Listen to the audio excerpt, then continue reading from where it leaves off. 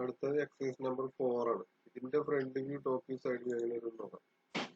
അപ്പൊ ഇതാണ് object.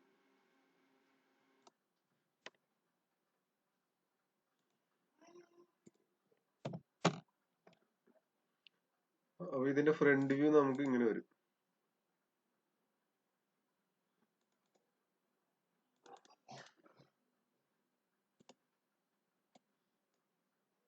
Top view ഇങ്ങനെ വരും, സൈഡ് വ്യൂ ഇങ്ങനെ വരും. പിന്നെ എന്താ ചെയ്യേണ്ടത്? പിന്നെ നമ്മൾ ഓരോരോ ഡയമെൻഷൻസ് മാർക്ക് ചെയ്യാം.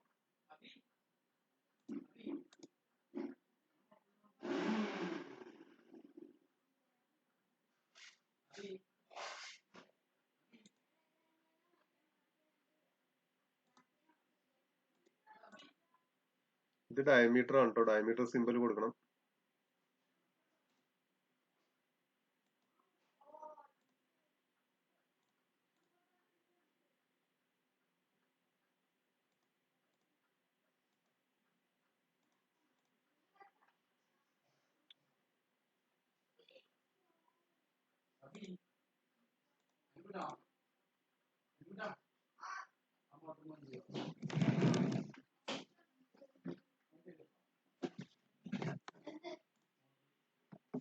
അപ്പൊ ഇങ്ങനെ ആയിരിക്കും.